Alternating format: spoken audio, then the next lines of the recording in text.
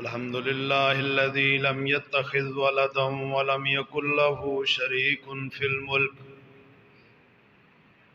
ولم يكن له ولي من الذل وكبره تكبيرا.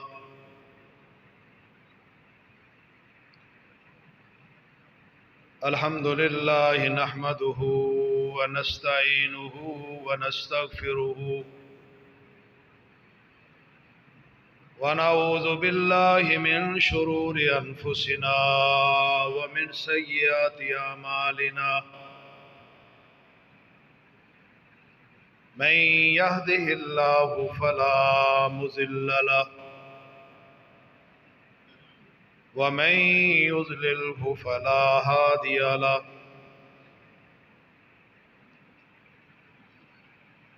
وأشهد أن لا إله إلا الله وحده لا شريك له وأشهد أن محمدا عبده ورسوله. وشر الأمور محدثاتها وكل محدثة بدعة وكل بدعة ضلالة وكل ضلالة في النار. اللهم صل على محمد وعلى آل محمد كما صليت على إبراهيم وعلى آل إبراهيم إنك حميد مجيد. اللهم بارك على محمد وعلى آل محمد كما باركت على إبراهيم وعلى آل إبراهيم إنك حميد مجيد.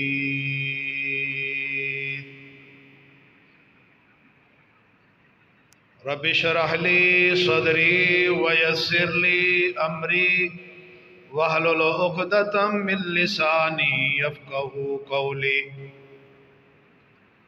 اللهم انفعنا بما علمتنا وعلمنا ما ينفعنا وزدنا علما. رب زدني علما رب زدنا علما. أما بعد فإن أحسن الكلام كلام الله.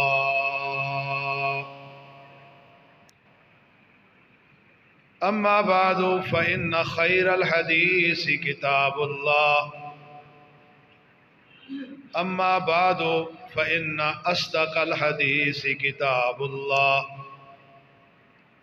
وخير الهدي هدي محمد صلى الله عليه وسلم. فأعوذ بالله من الشيطان الرجيم.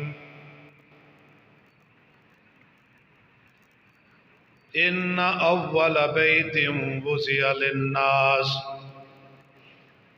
للذي ببكة مباركا وهدى للعالمين.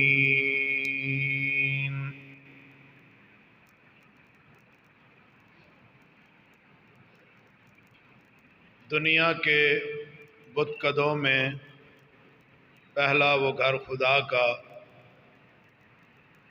ہم پاسباں ہیں اس کے، وہ پاسباں ہمارا. ہر قسم کی حمد و ثنا، تعریفات، تسبیحات اور تحلیلات اللہ مالک العلام ذوالجلال والاکرام کی ذات پاک کے لیے ہے، اور درود پاک امام الانبیاء احمد مجتبی امام الحرمین امام القبلتین جد الحسنین امام اعظم امام دین رحمت للعالمین امام کل ختم الرسل رسول مکرم نبی معظم جناب محمد الرسول اللہ صلی اللہ علیہ وسلم کی ذات مبارک پر سامعین محترم،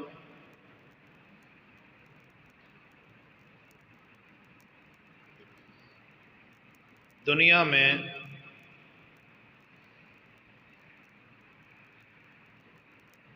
لوگوں کے لیے اللہ کی عبادت کی غرض سے سب سے پہلے جو گھر بنایا گیا ہے وہ اللہ کا گھر مکہ شہر کے اندر ہے، جہاں لوگ انسان اللہ کی عبادت کی غرض سے داخل ہوتے ہیں۔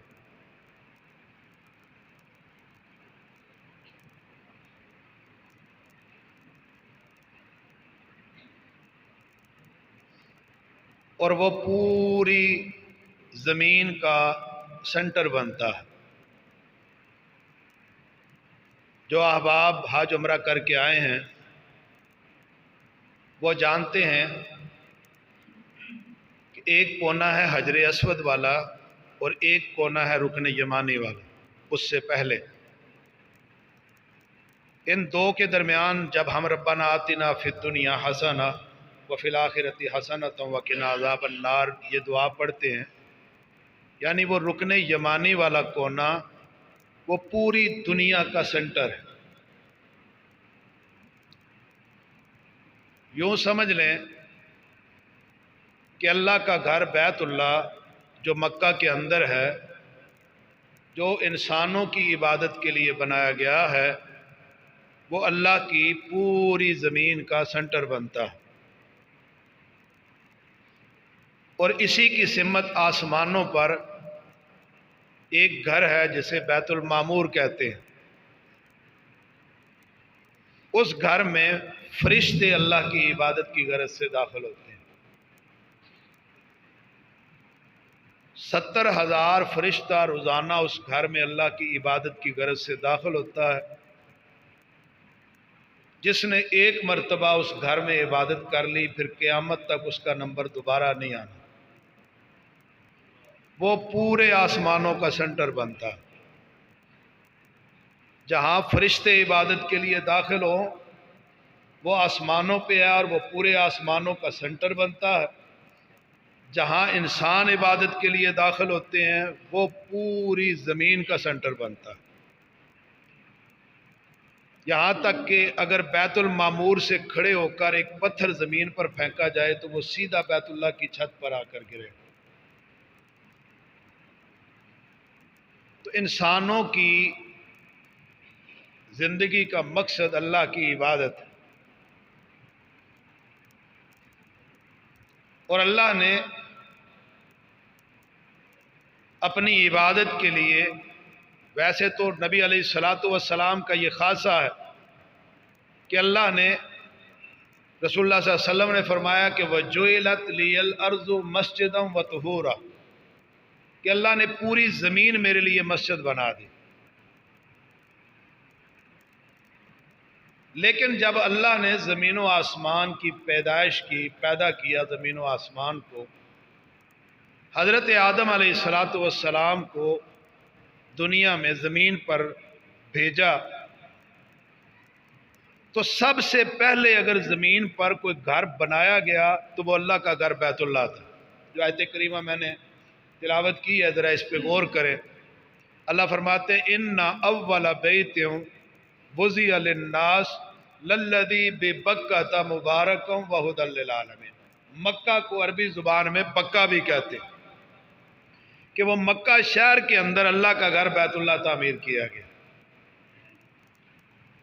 اب انسان تو تھے نہیں، اماں حوا کہاں پہ، بابا جی آدم کہاں پہ، اللہ نے سب سے پہلے گھر بنوایا فرشتوں کے۔ اللہ کے گھر بیت اللہ کو سب سے پہلے اگر بنایا، آباد کیا تو اللہ نے فرشتوں کے ذریعے آباد فرمایا۔ پھر اس کے بعد حضرت آدم علیہ السلام نے پھر اس کے بعد حضرت شیس علیہ السلام جو حضرت آدم علیہ السلام کے بڑے بیٹے تھے، پھر اس کے بعد وہ حضرت نوح علیہ السلام کے دور تک، پھر نوح علیہ السلام کے دور میں طوفان نوح آیا، ہر چیز دب کر رہ گئی، یہاں تک کہ اللہ کے گھر بیت اللہ کی بنیادیں تک دب گئیں۔ اللہ نے حضرت ابراہیم علیہ السلام کے زمانے میں نبی ابراہیم سے فرمایا، ابراہیم اللہ کے گھر بیت اللہ کو انہی بنیادوں سے کھڑا کرو جو بنیادیں پہلے دن سے ہم نے رکھوائی تھی۔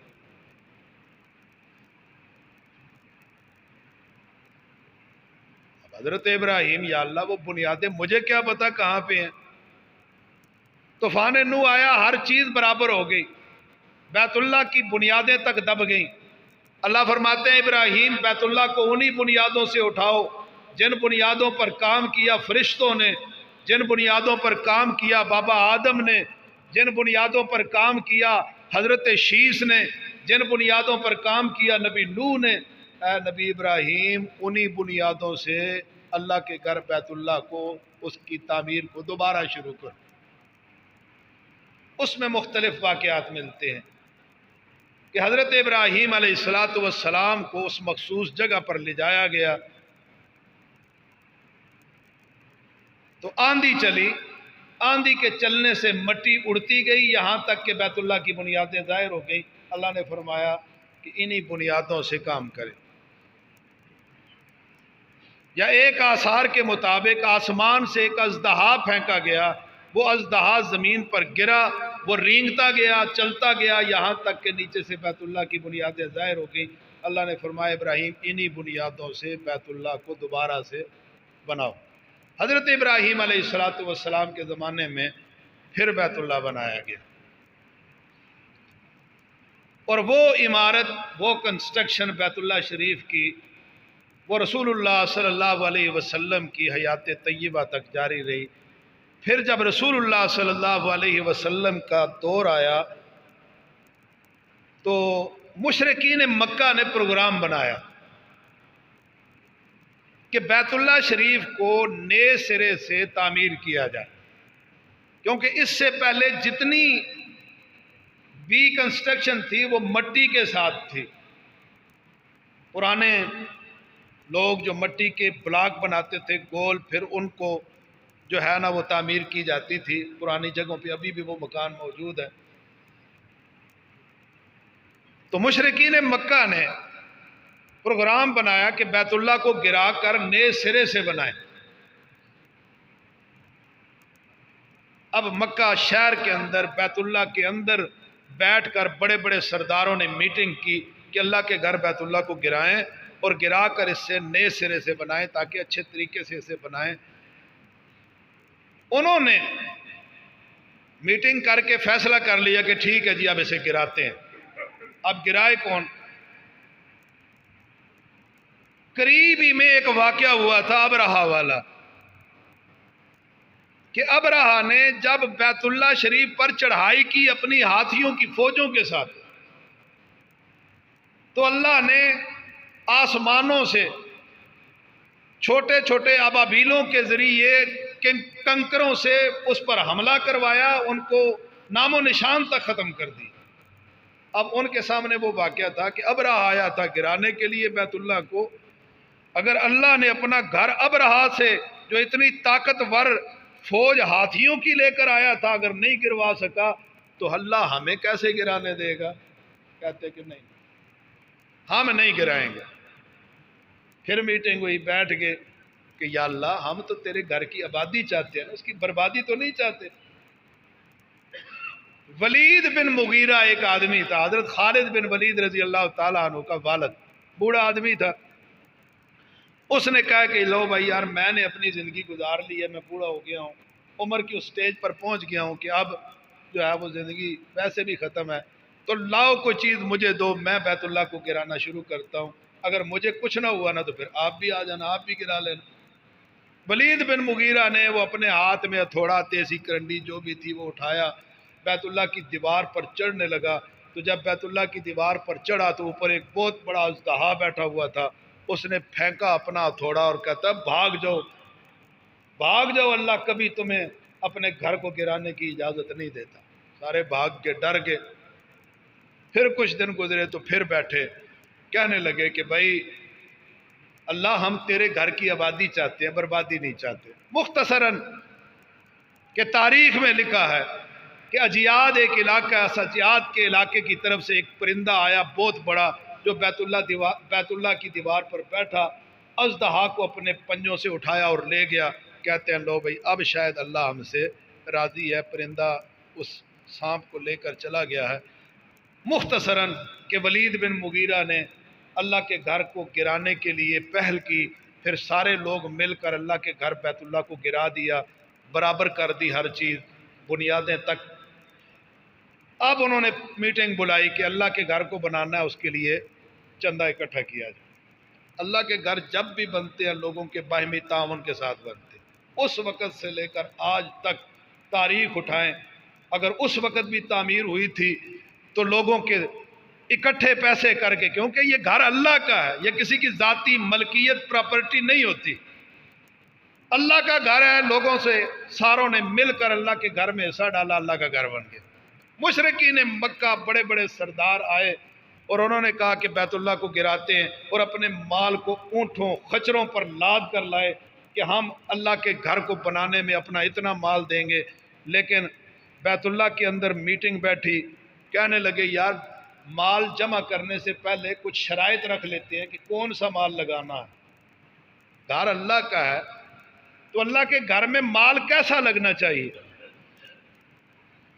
اب ذرا سوچیں اس بات کو کہ ہیں مشرک، ہیں کافر، اللہ کے گھر کی تعمیر کے لیے وہ شرائط کیا لگاتے ہیں کہ ہم کس قسم کا چندہ اکٹھا کریں گے اللہ کے گھر بیت اللہ کو بنانے کے لیے۔ یہاں تو لوگ عبادت کے لیے آئیں گے نا، یہ گھر اللہ کا پاک ہے۔ تو انہوں نے 4 شرطیں لگائیں، کافروں نے 4 شرطیں لگائی۔ پہلے نمبر پر اللہ یکون مالا حرام، حرام کا مال اس میں نہیں لگائیں، ولا مال مہر بغین، وہ چکلے چلاتے تھے عورتوں کی عزتیں بیچ کر، وہ لوگ عورتوں کی کمائیاں کھاتے تھے۔ کہنے لگے ولا مال مہر بغین، عورتوں کی گندی کمائی بھی اللہ کے گھر بیت اللہ میں نہیں لگے گی۔ ولا مال ربا، بڑے بڑے سود خور تھے، سود در سود کرتے تھے، اپنے پیسے سود در سود لوگوں کو دیا کرتے تھے۔ وہ کہنے لگے گھر اللہ کا، یہاں پر لوگ اللہ کی عبادت کے لیے داخل ہوں گے۔ ولا مال ربا، اللہ کے گھر میں سود کا مال بھی نہیں لگائیں گے۔ ولا مال ظلم، چوتھی شرط لگائی کافروں نے، ظلم سے حاصل کیا ہوا مال بھی اللہ کے گھر میں نہیں لگے گا۔ یہ 4 شرطیں لگائیں۔ بڑے بڑے سردار خچروں پہ اونٹوں پہ اپنے مال کو لاد کے لائے تھے۔ جب انہوں نے یہ 4 شرطیں سنی تو کہتے ہیں پھر آج پیسے نہیں، ابھی واپس جائیں گے، پھر دوبارہ آئیں گے مال لے کر۔ اب چلے گئے واپس، دوبارہ آئے اور اپنے تھوڑے سے مال کو لے کر اب کہنے لگے کہ یار بیت اللہ تو بنانا ہی ہے نا، اور انشاءاللہ بنائیں گے، اگر نہیں بنائیں گے تو لوگ کیا کہیں گے کہ انہیں گرانے کا شوق تھا، اگر پیسے نہیں تھے تو گرایا کیوں تھا۔ انہوں نے مختصراً کہ بیت اللہ کو بنانا شروع کر دیا۔ یہ پہلی کنسٹرکشن ہے جو پتھروں سے کی گئی، آگے مٹی کے بلاگ تھے، اب پتھروں کو تراش کر پتھروں سے جو ہے نا وہ تعمیر شروع ہوئی۔ یہ پہلی دفعہ پتھروں سے جو ہے نا وہ، اس سے پہلے بیت اللہ کا چھت کوئی نہیں تھا، یہ پہلی مرتبہ ہے جب بیت اللہ کا چھت بھی بنایا گیا۔ بیت اللہ کھڑا کیا جناب، بنیادیں اٹھائیں انہی بنیادوں سے جن پہ بابا جی آدم نے کام کیا تھا۔ اب بیت اللہ دیواریں اٹھائیں تو پیسے ختم ہو گئے، جو میٹیریل تھا وہ ختم ہو گیا۔ اب کیا کیا جائے جی؟ پھر بیٹھ کے میٹنگ میں کہ یار بیت اللہ تو ابھی باقی ہے، تو پیسے ختم ہو گئے ہیں حلال کے، اب ایسا کرتے ہیں کہ ان شرائط سے ہٹ کے تھوڑا سا مال لگا لیتے ہیں۔ انہوں نے کہا شرائط وہی ہیں، شرائط کے اندر تبدیلی کوئی نہیں، انہی شرائط کو سامنے رکھا یہ 4 کونے ہیں نا تو تھوڑی سی دیوار آگے جاتی ہے کوئی 10-15 فٹ کی. عامر صاحب آپ تو اکثر جاتے ہیں. اللہ سب کو لے جائے. یہ بیت اللہ کا کمرہ ہے اور یہ آگے 10-15-20 فٹ کی دیوار ہے اتنی اتنی، جسے حتیم کہتے ہیں، جہاں لوگ 2 رکعت نفل پڑھنے کے لیے لائن لگتی ہے. آج کل لائن میں لگ کر یا زبردستی وہاں داخل ہونے کی کوشش کرتے ہیں. وہ بیت اللہ کا اندر کا حصہ تھا. انہوں نے کہا شرائط سے نہیں ہٹنا، بیت اللہ چھوٹا کر لیتے ہیں. انہوں نے وہ دیوار کھینچ کے بیت اللہ چھوٹا کر دیا. اللہ کے گھر کو اس میں حرام کا مال، ظلم سے حاصل کیا ہوا مال، سود کا مال، عورتوں کی گندی کمائی اللہ کے گھر بیت اللہ میں نہیں لگائی. میرے بھائیوں، مسجدیں بنانے والوں، آئے دن نئی مسجد بنتی ہے. اللہ کے گھر مساجد کو بنانے سے پہلے اللہ کے گھر کو بنانے کے لیے پاکیزہ مال کا انتخاب کرو. اگر تم مال پاکیزہ ہے، آپ نے اللہ کا گھر بنایا تو آپ نے حق ادا کر دیا. اور رسول اللہ صلی اللہ علیہ وسلم کا کیا فرمان ہے؟ من بنا للہ مسجدا بن اللہ لہ بیتا فی الجنہ. جو زمین پر اللہ کا گھر بناتا ہے اللہ اس کے لیے جنت میں گھر کا اہتمام کر دیتا ہے. اللہ کے گھر میں مال لگے تو پاکیزہ لگے. مجھے ایک واقعہ بڑی اچھی طرح یاد ہے. ہم منسیرے جایا کرتے تھے ایک مسجد کے لیے. ہم نے وہ الحمدللہ وہ مسجد بنوائی کسی ریفرنس سے. تو جب مسجد بن گئی تو وہ ماسٹر صاحب ہمارے بڑے پیارے تھے. وہ کہتے ہیں کہ جی ہماری یہاں پہ فصل جو کاشت ہوتی ہے نا وہ تمباکو ہوتی ہے. ہمارے پاس ایک ٹیم آئی، انہوں نے کہا جی عشر دو. تو میں نے کہا جی عشر، ہمارے پاس تو فصل کاشت جو ہوتی ہے وہ تمباکو کی ہوتی ہے، تو آپ عشر کیسے؟ کہتے ہیں جی تمباکو ہے جو بھی ہے فصل تو ہے نا، ہمیں عشر دینا ہے آپ نے. اللہ کے گھروں میں مال کا انتخاب کرے تو پاکیزہ مال کا انتخاب. میں نے ایک مسجد میں بورڈ لکھا ہوا دیکھا، طبیعت خوش ہو گئی کہ مسجد میں لکھا ہوا تھا اس بورڈ پہ کہ چندہ دینے والے حضرات چندہ دینے سے پہلے سوچیں کہ سود خوروں سے معذرت. سود کا مال اللہ کے گھر مسجد کے چندے میں بھی نہ ڈالیں. اللہ کے گھروں کو جو مال لگاؤ، اللہ کے گھروں کو مال لگانے کے لیے اس پاکیزہ مال کا انتخاب کرو. اور پھر یہ جگہ ہے جہاں پر لوگ اللہ کی عبادت کی غرض سے داخل ہوتے ہیں اور انسان کی زندگی کا ایک مقصد ہے. اللہ قرآن میں ذکر کرتے ہیں وَمَا خَلَقْتُ الْجِنَّ وَالْإِنسَ إِلَّا لِيَعْبُدُونَ. اللہ فرماتے ہیں ہم نے جنوں اور انسانوں کی بیسد کا بنانے کا جو مین مقصد رکھا وہ صرف اپنی عبادت رکھا ہے. جن بھی اللہ کی عبادت کے لیے، انسان بھی اللہ کی عبادت کے لیے، ہر چیز اللہ کی عبادت کے لیے بنائی گئی. اور قرآن میں اللہ اعلان فرماتے ہیں یا ایھا الناس اعبدوا ربکم الذی خلقکم والذین من قبلکم لعلکم تتقون. اے لوگو عبادت کرو اپنے اللہ کی جس نے تمہیں پیدا کیا، تمہارے سے پہلے لوگوں کو پیدا کیا، لعلکم تتقون، تاکہ تمہارے اندر پرہیزگاری آ جائے. کون اللہ؟ اللہ نے مزید تعارف کروایا الذی جعل لکم الارض فراشا والسماء بناء وانزل من السماء ماء فأخرج به من الثمرات رزقا لكم فلا تجعلوا لله اندادا وانتم تعلمون. اللہ نے اپنا تعارف کرواتے ہوئے فرمایا وہ اللہ جس کے سامنے سجدہ ریز ہونا ہے. وہ کون اللہ؟ جس نے زمین کو تمہارے لیے بچھونا بنایا، آسمان کو تمہارے لیے چھت بنایا، آسمان سے میਂہ برساتا ہے، زمین کے اندر سے تر و تازہ ہر قسم کا پھل تمہارے لیے نکالتا ہے. کس لیے؟ فلا تجعلوا للہ اندادا، تم اللہ کے ساتھ کسی دوسرے کو شریک نہ کرو. یہ رکوع سارا اللہ نے بنایا تو اپنے سامنے جھکنے کے لیے. رکوع کرو تو اللہ کے لیے، سجدے کرو تو اللہ کے لیے. یہ سارا اللہ نے بنایا تو اپنے سامنے جھکنے کے لیے بنایا. بنی الاسلام علی خمس، شہادت اللہ الہ الا اللہ وان محمد عبدہ ورسول و اقام الصلاۃ۔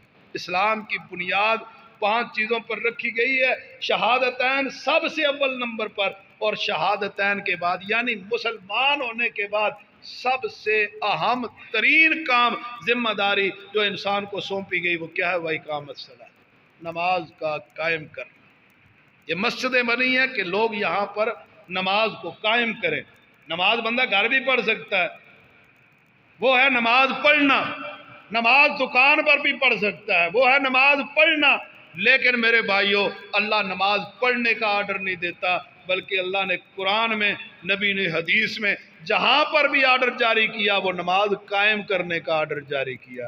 وَأَقِيمُوا الصَّلَاةَ وَآتُوا الزَّكَاةَ وَارْكَعُوا مَعَ الرَّاكِعِينَ، لوگوں نماز کو قائم کرو، زکوٰۃ ادا کرو، رکوع کرو، رکوع کرنے والوں کے ساتھ۔ نماز کا قائم کرنا اسی صورت میں ہوگا جب آ کر مسجد میں باجماعت نماز ادا کرو گے، اسے نماز قائم کرنا کہتے ہیں۔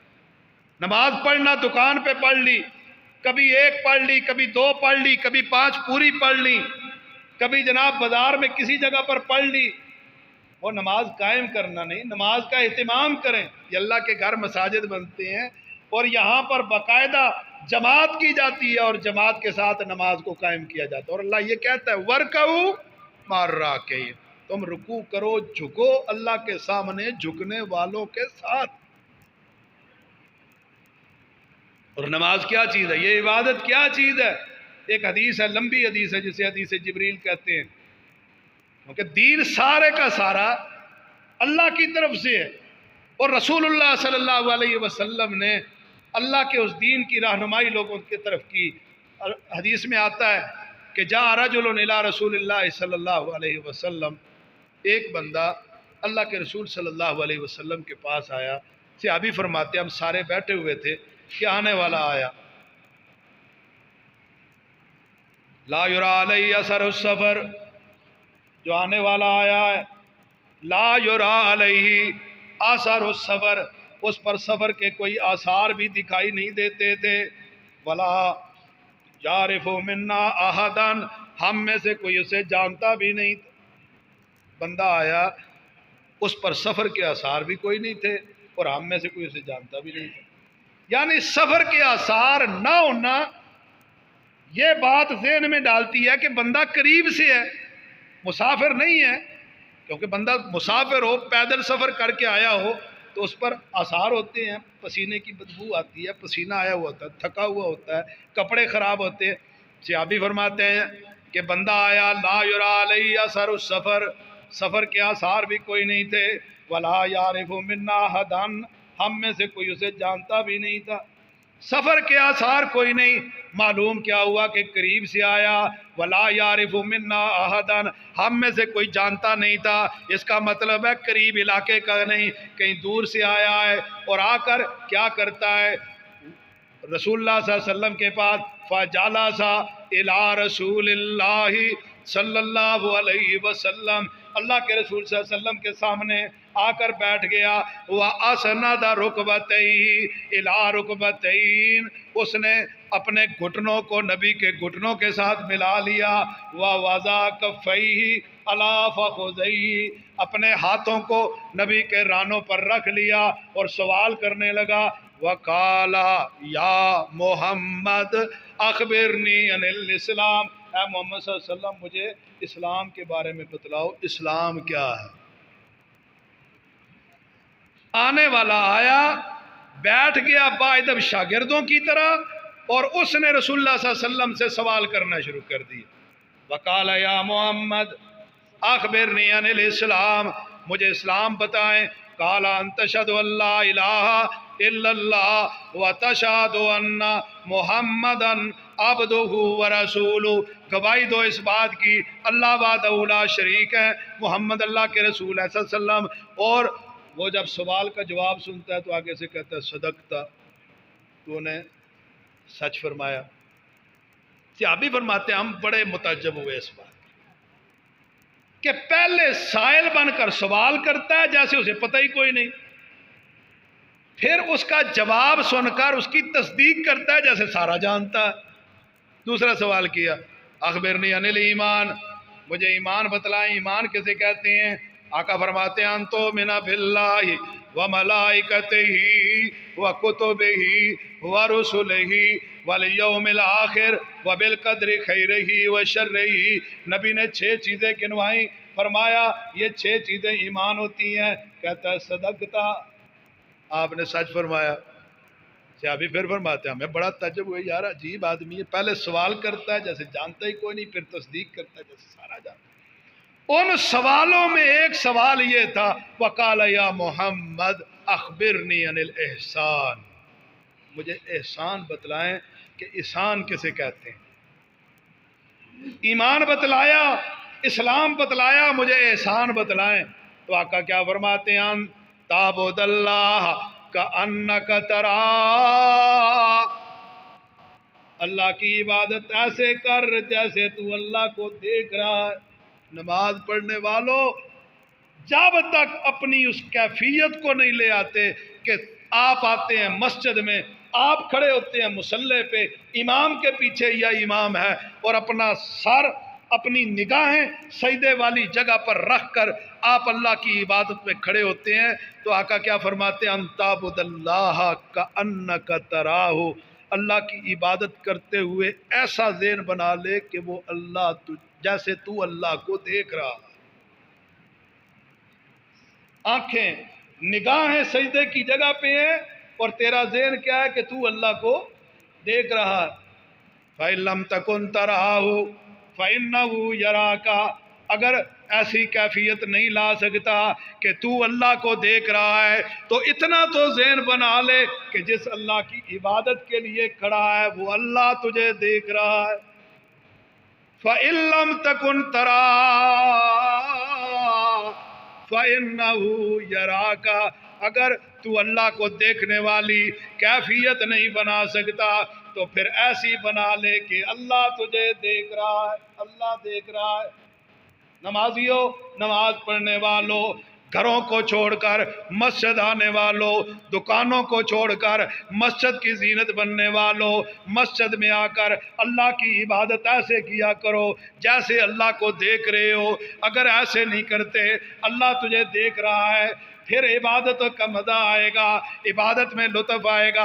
दुकानों के हिसाब आकर मस्जिद में ना किया करो, इबादत का फ़ायदा कोई नहीं, ये आते और जाते का ये अपना टाइम ज़ाया। इबादत अल्लाह की उस तरीके से करो जिस तरह रसूलुल्लाह सल्लल्लाहु अलैहि वसल्लम ने बताया।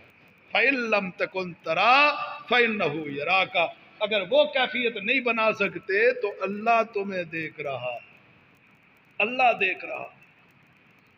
रसूलुल्लाह सल्लल्लाहु अलैहि वसल्लम अब क्या फरमाते हैं, ये मस्जिद के हवाले से, मस्जिद बन गई माशाअल्लाह, बड़ी खूबसूरत है, और मैं कहता हूँ मस्जिद बनाना कोई बड़ी बात नहीं, अल्हम्दुलिल्लाह अल्लाह ने जिन्हें तौफीक दी मस्जिद बन जाती है।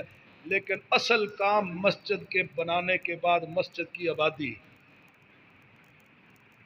हजारों मस्जिदें देखी जो बनाने के बाद बेअबान पड़ी, नमाज पढ़ने वाला कोई नहीं, अजान देने वाला कोई नहीं, वहाँ जमात करवाने वाला इमाम कोई नहीं। मैं एक मस्जिद में अक्सर साल में एक मरतबा जब हमारी कॉन्फ्रेंस होती है तो हम जाते हैं वहाँ पर दावत के लिए, तो जब भी हम गए, हम नमाज के टाइम कभी पहुँचते हैं कभी वैसे पहुँचते हैं, तो मस्जिद ऐसे लगती है जैसे सालों मुँह बंद है। यहाँ पर तो कई दिनों से अजान ही नहीं हुई, कई दफ़ा मस्जिद के अंदर से जानवर हमने बाहर निकाले। मस्जिदों को आबाद करना बहुत बड़ी बात है। मैंने जब चक्री इलाके में मस्जिद बनाई ना, आज से 25 साल पहले, फिर उसके बाद मुझे बड़ी बड़ी आफरें हुई। ज़ाहिर खतीब आदमी तकरीर करता है, फिर उस वक्त जवानी भी थी, बड़ी बड़ी आफरें हुई। हर आफर को ठुकराया इस गरज से कि ये मस्जिद बनाई है इसकी आबादी के लिए, बच्चे गांव में रख कर पढ़ाना पसंद किया, कहीं मेरे जाने से ये मस्जिद बर्बाद ना हो जाए। कल ये मस्जिद अल्लाह के यहाँ मुझे पकड़े नहीं, इसे बनाने का शौक था, आबाद करने का शौक नहीं था। और हर हीला हमने किया कि अल्लाह का घर मस्जिद आबाद हो जाए। लोगों के दुरूस रख कर लोगों को बुलाया, दावतें करके लोगों को बुलाया, हर तरीके से। ये सारा जो भी इंसान मस्जिद की आबादी के लिए करता है وہ اللہ اس کی نیتوں کو جانتا ہے، اس کا ہر ایک عمل اللہ کے ہاں اس کے اجر میں لکھا جائے گا۔ اور یہ بہت بڑا کام ہے مسجد بنا کر مسجدوں کو آباد کرنا، یہ کوئی معمولی کام نہیں۔ اسی لیے رسول اللہ صلی اللہ علیہ وسلم نے ایسے ہی نہیں فرما دیا کہ جو زمین میں اللہ کا گھر بناتا اللہ آسمانوں پر جنت میں اس کا گھر بنا دے گا۔ اور رسول اللہ فرماتے ہیں دنیا میں بڑی بڑی پرکشش جگہ ہیں، کوئی جناب اپنی آنکھوں کو سکون پہنچانے کے لیے دبئی جاتے ہیں کہ یہاں پر بڑی عالی شان منظر ہے، جناب وہاں جاتے ہیں۔ کوئی دنیا کے کسی اور کونے میں چلا جاتا ہے کہ وہاں جائیں گے جناب بڑی پرکشش اور خوبصورت جگہ۔ لیکن رسول اللہ صلی اللہ علیہ وسلم کا ایک فرمان سنیں اور اپنے دماغوں پر بٹھا لیں۔ اللہ کے رسول صلی اللہ علیہ وسلم فرماتے ہیں احب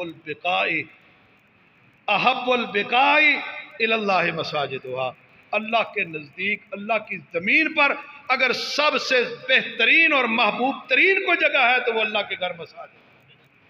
دنیا میں کوئی ایسی پرکشش جگہ نہیں جو اللہ کے گھر مسجدوں سے زیادہ بہتر ہو۔ اللہ کی مسجدیں دنیا میں سب سے زیادہ خوبصورت اور محبت والی جگہ، وَأَبْغَضُ الْبِقَاءِ إِلَى اللَّهِ أَسْوَاقُهَا، اور دنیا میں سب سے بدترین اگر کوئی جگہ ہے تو وہ بازار ہے۔ آپ دیکھیں بازاروں میں رش پڑا ہوا ہے، مسجدیں خالی پڑی۔ اللہ اکبر۔ رسول اللہ صلی اللہ علیہ وسلم نے فرمایا اگر کسی کو دیکھو کہ مسجد کے اندر سے صفائی کے ارادے سے ایک تنکا اٹھا کر باہر پھینک رہا ہے تو اس کے ایمان کی گواہی دے دو، کیونکہ مسجدوں کو آباد کرنا ایمان والوں کا کام ہے، بے ایمانوں کا کام نہیں ہے۔ مسجدیں بناتے ہیں ایمان والے، مسجدوں کو آباد کرتے ہیں ایمان والے۔ آج مسجد بن گئی، اللہ نے آپ کے ذریعے اس مسجد کو آباد کیا کہ آپ اس مسجد کی زینت بنے، آپ کی وجہ سے یہ مسجد بن گئی۔ کل قیامت والے دن اللہ تعالیٰ اسی طرح اس مسجد میں آپ لوگوں کو اکٹھا کر دے گا جو اس بندے کے لیے بنائی جائے گی۔ اس لیے مسجد کو آبادی کا سبب بنے، جو اللہ کے گھروں کو آباد کرتے اللہ ان کے گھروں کو آباد کر دیتا ہے۔ اور پھر مسجد میں آنا بھی کوئی معمولی بات نہیں۔ رسول اللہ صلی اللہ علیہ وسلم کا فرمان ہے کہ جو بندہ صبح سے شام تک جتنی مرتبہ مسجد میں آتا ہے اللہ اس کی ضیافت کا بندوبست کر دیتا ہے۔ جتنی مرتبہ بھی مسجد میں آئے اللہ اس کی ضیافت کا اہتمام کرتا ہے۔ اور رسول اللہ صلی اللہ علیہ وسلم نے فرمایا 3 قسم کے لوگ ہیں جو مکمل طور پر اللہ کی حفاظت میں ہوتے ہیں۔ سب سے پہلے نمبر پر فرمایا مجاہد، وہ اپنے گھر سے جہاد کے لیے نکلتا ہے تو وہ اللہ کی حفاظت میں ہوتا ہے۔ اور دوسرے نمبر پر فرمایا وہ انسان جو نماز کے لیے نکلے مسجد کا رخ کرے وہ بھی اللہ کی حفاظت میں مکمل طور پر ہوتا ہے۔ اور تیسرے نمبر پر جو انسان اپنے گھر میں جائے اور السلام علیکم کہے وہ بھی اللہ کی حفاظت میں ہوتا ہے۔ یہ چھوٹی چھوٹی باتیں ہیں جنہیں ذہن نشین کر مسجد میں چل کر آنے والا مکمل طور پر اللہ کی حفاظت میں ہے۔ واپس جائے گھر میں داخل ہو السلام علیکم، ہم جہان والوں کو سلام کرتے ہیں، آتے جاتے دوستوں کو سلام کرتے ہیں، جناب جاتے بازار میں حاجی صاحب، ملک صاحب، راجہ صاحب، چودھری صاحب سب کو سلام کرتے ہیں۔ گھر جاتے ہیں تو پتہ نہیں منہ کو کیا ہو جاتا ہے، گھر جاتے ہوئے سلام نہیں کرتے، انہیں سلامتی کی ضرورت نہیں۔ رسول اللہ فرماتے ہیں کہ تیسرے نمبر پر وہ آدمی مکمل طور پر اللہ کی حفاظت میں ہے جو گھر جائے اور گھر جا کر السلام علیکم کے تو وہ بھی اللہ کی حفاظت میں ہوتا ہے۔ اور رسول اللہ صلی اللہ علیہ وسلم نے فرمایا 7 قسم کے لوگ ہیں قیامت والے دن جب لوگ سایہ تلاش کر رہے ہوں گے نا تو اللہ کے عرش کے علاوہ کوئی سایہ کہیں پہ نہیں ہوگا، لوگ پسینوں میں ڈوبے ہوئے ہوں گے، نفسی نفسی کا عالم ہوگا، لوگ سائے کی تلاش میں ہوں گے۔ آج سایہ کوئی نہیں ہے، صرف عرش کا سایہ ہے، اللہ کی عرش کا سایہ۔ اللہ فرماتے ہیں میں 7 قسم کے لوگوں کو اپنے عرش کے سائے کے نیچے جگہ دوں گا، ان میں ایک وہ خوش نصیب ہے۔ رسول اللہ فرماتے ہیں وَرَجُلٌ قَلْبُهُ مُعَلَّقٌ بِالْمَسَاجِدِ، ایسا جوان نوجوان آدمی کہ جوانی کی زندگی میں اس کا دل مسجد کے ساتھ جڑا رہا، ایک نماز پڑھتا ہے دوسری کی انتظار کرتا ہے، دوسری نماز پڑھتا ہے تیسری کی انتظار کرتا ہے، تیسری نماز پڑھتا ہے چوتھی کی انتظار، یہاں تک کہ وہ اسی سلسلے میں رہتا ہے جوانی کی زندگی، لیکن جوانی کی زندگی میں عبادت اللہ کے ہاں جو حیثیت رکھتی ہے، اس حدیث سے اندازہ لگا لیں کہ جو جوانی کی زندگی میں اللہ کے سامنے آ کر سجدہ ریز ہوتا ہے، روتا ہے، رکوع کرتا ہے، سجدہ کرتا ہے، جوانی کی زندگی کی عبادت اللہ کے ہاں کیا حیثیت رکھتی ہے کہ اللہ فرماتے ہیں جس دن کوئی سایہ نہیں ہوگا میں اس بندے کو اپنے عرش کا سایہ نصیب کر دوں، کہ اس کا دل مسجد کے ساتھ معلق ہے، جڑا ہوا، اس لیے مسجدوں کے ساتھ جڑ جائے۔ اور پھر مسجدیں بنانے کا مقصد کیا ہے؟ اللہ قرآن میں فرماتے ہیں وَأَنَّ الْمَسَاجِدَ لِلَّهِ فَلَا تَدْعُوا مَعَ اللَّهِ أَحَدًا، مسجدیں اللہ کے لیے ہے اور ان میں اللہ کے علاوہ کسی کا ذکر اور نہیں کیا جانا چاہیے۔ مسجد میں آئے تو اللہ کے ذکر میں مشغول ہو جائے۔ مسجدیں بنائی جاتی ہیں اللہ کے ذکر کے لیے، محمد الرسول اللہ صلی اللہ علیہ وسلم کے ذکر کے لیے۔ کہاں یہ بات یاد آ گئی کہ رسول اللہ صلی اللہ علیہ وسلم نے ممبر منگوایا حضرت حسان کے لیے، اور حضرت حسان کو ممبر پر بٹھا کر اللہ کے رسول بیٹھ گئے، فرمایا حسان اب میرے دفاع میں تو شعر پڑھ۔ حضرت حسان رسول اللہ صلی اللہ علیہ وسلم کے دفاع میں اشعار پڑھتے۔ ہمارا ایمان ہے نا، ہم اللہ کی عبادت کرتے ہیں، یہ سر اللہ نے بنایا اپنے سامنے رکوع کے لیے، جھکنے کے لیے، سجدہ کرنے کے لیے، اور ہمیں یہ تربیت دی رسول اللہ صلی اللہ علیہ وسلم نے۔ رسول اللہ صلی اللہ علیہ وسلم کا ذکر، اللہ کا ذکر۔ اللہ قرآن میں کیا فرماتے ہیں؟ اللہ فرماتے ہیں قُلْ إِن كُنتُمْ تُحِبُّونَ اللَّهَ فَاتَّبِعُونِي يُحْبِبْكُمُ اللَّهُ وَيَغْفِرْ لَكُمْ ذُنُوبَكُمْ۔ اللہ فرماتے ہیں لوگو اگر چاہتے ہو اللہ کے محبوب بن جاؤ، اللہ تمہیں اپنا محبوب بنا لے، تو طریقہ اللہ نے بتلایا پیغمبر کی زبانی، فرمایا فَاتَّبِعُونِي يُحْبِبْكُمُ اللَّهُ، میری اتباع کرو، اللہ تمہارے ساتھ محبت کرے گا۔ اب یہ اللہ کی محبت، اب رسول اللہ کی محبت کیا ہے؟ آقا فرماتے ہیں حدیث میں آتا ہے من احب سنتی فقد احبنی ومن احبنی کان معی فی الجنہ۔ آقا فرماتے ہیں میری سنتوں سے محبت کرنے والا میرے ساتھ محبت کرتا ہے۔ جس نے سنتیں اپنا لی نا، نبی کی سنت سے محبت کرتا ہے، اسے اپنے دل لگاتا ہے، آقا فرماتے ہیں فقد احبنی، گویا اس نے میرے ساتھ محبت کی، ومن احبنی کان معی فی الجنہ، جو میرے ساتھ محبت کرتا ہے وہ جنت میں میرے ساتھ ہوگا۔ رسول اللہ کی اتباع، آپ کی فرما برداری، اللہ کے ساتھ محبت، اور رسول اللہ کی سنتوں کو اپنانا، رسول اللہ سے محبت۔ ہمیں اللہ کی محبت کی بھی ضرورت ہے، رسول اللہ کی محبت کی بھی ضرورت ہے۔ اس لیے محبت کی ضرورت ہے کہ یہ ایمان ہے، رسول اللہ سے محبت انسان کا ایمان ہے۔ کتنی محبت ہونی چاہیے؟ دنیا میں انسان بچوں سے محبت کرتا ہے، اپنے بچوں سے، دنیا میں انسان ماں باپ سے محبت کرتا ہے، دنیا میں انسان اپنے بیوی سے محبت کرتا ہے، دنیا میں انسان اپنی کنبے قبیلے برادری سے محبت کرتا ہے، دنیا میں انسان اپنے کارخانے فیکٹریوں مال سے محبت کرتا ہے۔ اللہ نے ان ساری چیزوں کو قرآن کی ایک آیت میں جمع کر کے لوگوں کو بتلا دیا، لوگوں کل ان کان آباؤکم وابناؤکم واخوانکم وازواجکم وعشیرتکم واموال اقترفتموها وتجارۃ تخشون کسادها ومساکن ترضونها احب الیکم من اللہ ورسولہ وجہاد فی سبیلہ فتربصوا حتی یاتی اللہ بامرہ۔ لوگوں اگر ان ساری چیزوں سے پڑھ کر محمد الرسول اللہ کے ساتھ محبت نہیں کر لیتے، پھر تیار رہو کہ کب تم پر اللہ کا عذاب آ کر اپنی گرفت میں لے لو۔ مسجدوں میں وعد و نصیحت اللہ کی توحید کی، رب کے ذکر کی، مسجدوں میں وعد و نصیحت رسول اللہ صلی اللہ علیہ وسلم کی، اطاعت کی، آپ کی فرما برداری کی، آپ صلی اللہ علیہ وسلم کے ساتھ محبت کی۔ میں اپنی باتوں کو اختتام کی طرف لے جانا چاہتا ہوں۔ رسول اللہ صلی اللہ علیہ وسلم کے ساتھ محبت کیوں ضروری ہے؟ اس لیے کہ ایمان ہے۔ رسول اللہ کی حدیث ہے، آپ فرماتے ہیں لا یؤمن احدکم حتی تکون احب الیہ من والدہ وولدہ والناس اجمعین۔ آقا فرماتے ہیں اس وقت تک کوئی بندہ اپنے آپ کو مومن کہہ ہی نہیں سکتا جب تک وہ اپنے ماں باپ سے زیادہ، اپنی بیوی بچوں سے زیادہ مجھ محمد سے محبت کرنا نہیں شروع کر دیتا۔ ہر چیز سے زیادہ جب تک رسول اللہ سے محبت نہیں ہوتی بندہ مومن نہیں ہو سکتا۔ یہ بات کنفرم ہے۔ اور پھر محبت کے لیے ضروری ہے، ایک ہے محبت عقلی حساب سے کہ عقل کیا کہتی ہے کہ اس سے محبت ہونی چاہیے کہ نہیں. اب عقل کہتی ہے کہ بندہ شکل کا خوبصورت ہونا تو اس سے محبت ہوتی ہے کہ بھائی فلاں سے محبت کیوں کرتے ہو، کہتے یار ہے ہی بڑا سونا تو اس سے محبت کیوں نہ کریں. اگر عقل کے اس قانون کو دیکھا جائے کہ خوبصورتی والے سے محبت کرنی چاہیے تو اللہ کی قسم محمد الرسول اللہ سے بڑھ کر جہان میں کوئی خوبصورت ہے ہی کوئی نہیں. اگر آقا اتنے خوبصورت ہیں تو آقا کا حق ہے کہ آپ کے ساتھ محبت کی جانی چاہیے. رسول اللہ سے محبت ضروری ہے اس لیے کہ آپ خوبصورت ہیں. کہاں لکھا ہے خوبصورت ہے؟ ہر ایک اپنے انداز میں محمد الرسول اللہ کی خوبصورتی کو بیان کرتا ہے. اللہ اکبر. حضرت عبداللہ ابن سلام رضی اللہ تعالی عنہ جلیل القدر صحابی ہیں رضی اللہ تعالی عنہ. یہودیوں میں ان کا مقام کیا تھا؟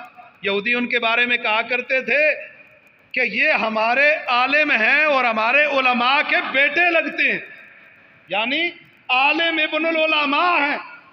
یہودی ان کے بارے میں کہا کرتے تھے کہ یہ سیدنا وابن سیدنا، یہ ہمارے سردار ہیں اور ہمارے سرداروں کے بیٹے لگتے ہیں. عبداللہ ابن سلام کہتے ہیں رسول اللہ صلی اللہ علیہ وسلم کو دیکھا تو میں نے آپ کا چہرہ دیکھ کر کہہ دیا تھا کہ ان وجہہ لیس بوجہ کذاب. اللہ کی قسم ایسے خوبصورت چہرے والا کبھی جھوٹا انسان ہو ہی نہیں سکتا. اللہ نے اتنا خوبصورت بنایا تھا رسول اللہ. ہر ایک نے کہا یا صاحب الجمال و یا سید البشر من وجهك المنیر لقد نور القمر لا يمكن الثناء كما كان حقه بعد از خدا بزرگ تو ہی قصہ مختصر. یہ بات کہہ دی آخر میں کہ بات یہاں پر مکتی مکا دیتے ہیں کہ اگر جہان میں اللہ کے علاوہ کوئی ہے تو وہ محمد الرسول اللہ ہے. اللہ کے بعد اگر کوئی دوسرے نمبر پر ہے تو محمد الرسول اللہ. کسی پنجابی نے کہا نا خدا سے تو کم ہے اور سب سے ہے زیادہ، دو عالم سے اعلیٰ ہمارے محمد. خدا سے تو کم ہے اور سب سے ہے زیادہ، دو عالم سے اعلیٰ ہمارے محمد. اتنے خوبصورت تھے، اتنے خوبصورت تھے کہ جو اتنا خوبصورت ہو پھر عقل کہتی ہے نا اس سے محبت کی جانی چاہیے. دوسری عقل کیا کہتی ہے کہ محبت کس سے کی جائے؟ محبت اس سے ہوتی ہے کہ جس کے احسانات اتنے ہو جائیں کہ بندہ ان احسانوں کا بدلہ نہ دے سکے. تو احسانوں کا بدلہ تو نہیں دے سکتا تو کہتا ہے میں اس سے محبت کرتا ہوں.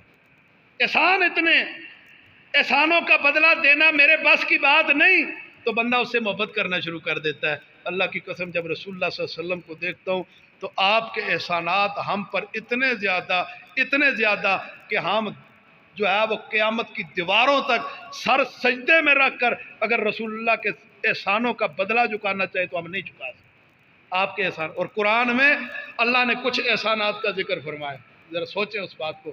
قرآن کی آیت اللہ فرماتے ہیں وَاذْكُرُوا نِعْمَةَ اللَّهِ عَلَيْكُمْ اِذْ كُنْتُمْ أَعْدَاءً فَأَلَّفَ بَيْنَ قُلُوبِكُمْ. یہ کتنا بڑا احسان ہے. نبی کے سارے احسان اگر ایک طرف رکھ دیے جائیں تو یہ احسان ایک طرف رکھ دیے جائے تو اسی احسان کا مقابلہ کوئی.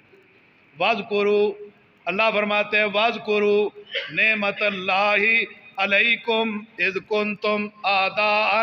یاد کرو اس وقت کو جب تم ایک دوسرے کے دشمن تھے، فَأَلَّفَ بَيْنَ قُلُوبِكُمْ. میرے مدنی آئے، آقا نے ساروں کو بھائی بھائی کر دیا.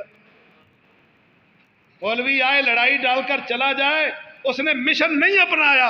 اللہ کی قسم جس کی تقریر لوگوں کو جوڑ کر چلی جائے رسول اللہ کے ساتھ آپس میں بھائی بھائی بنا کر چلی جائے، سمجھو کہ مولوی نے مشن اپنایا. ہم نے مشن اپنانا ہے، سب نے ہم نے مشن اپنانا ہے اور مشن کو اپنائیں رسول اللہ کی. آقا فرماتے ہیں وَاذْكُرُوا نِعْمَةَ اللَّهِ عَلَيْكُمْ اِذْ كُنْتُمْ أَعْدَاءً فَأَلَّفَ بَيْنَ قُلُوبِكُمْ. تم سارے ایک دوسرے کے دشمن تھے، بھائی بھائی کا قاتل بنا ہوا تھا. باپ زندہ عورت کو، بچی کو زمین پر درگور کر رہا تھا، فخر کر رہا تھا. آقا آئے فَأَلَّفَ بَيْنَ قُلُوبِكُمْ. آقا نے آ کر ساروں کو بھائی بھائی کر دیا. وَكُنْتُمْ عَلَىٰ شَفَا حُفْرَةٍ مِّنَ النَّارِ. دوسرا احسان کہ تم جہنم کے گڑھے کے کنارے پر پہنچے ہوئے تھے. آقا آئے فَأَلَّفَ بَيْنَكُمْ وَكُنْتُمْ عَلَىٰ شَفَا حُفْرَةٍ مِّنَ النَّارِ فَأَنْقَذَكُم مِّنْهَا. آقا آئے تو تمہیں جہنم میں گرنے سے بچا لیا. اب مشن والے مولوی کا کام کیا ہے، انسان کا کیا کام ہے کہ لوگ جہنم کی راہ پر ہیں، انہیں جہنم کی راہ سے نکال کر موڑ کر جنت کی شاہراہ پر چلا دیں۔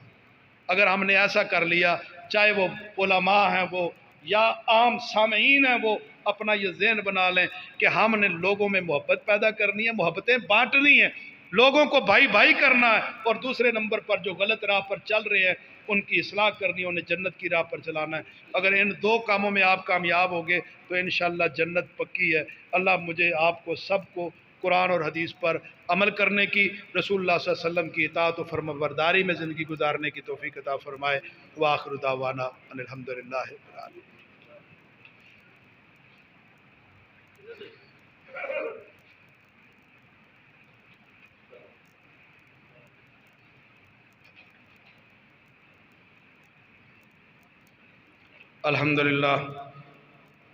الحمدللہ نحمدہ ونستعینہ ونستغفرہ ونعوذ باللہ من شرور انفسنا ومن سیئات اعمالنا من یہدہ اللہ فلا مضل له ومن یضللہ فلا ہادی له واشہد ان لا الہ الا اللہ وحدہ لا شریک له واشہد ان محمدا عبدہ ورسولہ وشر الامور محدثاتها وکل محدثۃ بدعہ وکل بدعۃ ضلالہ وکل ضلالۃ فی النار۔ اللہم صلی علی محمد وعلی آل محمد کما صلیت علی ابراہیم وعلی آل ابراہیم انکا حمید مجید۔ اللہم بارک علی محمد وعلی آل محمد کما بارکت علی ابراہیم وعلی آل ابراہیم انکا حمید مجید۔ اللہم اعز الاسلام والمسلمین، اللہم اعز الاسلام والمسلمین واذل الشرک والمشرکین واذل الشرک والمشرکین۔ اللہم لعن الکفرۃ الذین یصدون عن سبیلک ویقاتلون اولیاءک ویکذبون رسلک۔ اللہم انصر من نصر دین محمد صلی اللہ علیہ وسلم واجعلنا منہم واخذلهم من خذل دین محمد صلی اللہ علیہ وسلم ولا تجعلنا منهم۔ اللہم انصر المجاہدین فی کل مکان، اللہم انصر المجاہدین اینما کانوا وحیث ما کان، اللہم انصر المجاہدین فی کشمیر، اللہم انصر المجاہدین فی فلسطین، اللہم انصر المجاہدین فی نائجیریا، اللہم انصر المجاہدین فی بوسنیا، اللہم انصر المجاہدین فی کل مکان۔ تعادلوا عباد اللہ رحمکم اللہ، ان اللہ یامر بالعدل والإحسان وإیتاء ذی القربى وینہی عن الفحشاء والمنکر والبغی یعظکم لعلکم تذکرون۔ سبحان ربک رب العزة عما یصفون وسلام علی المرسلین والحمد للہ رب العالمین۔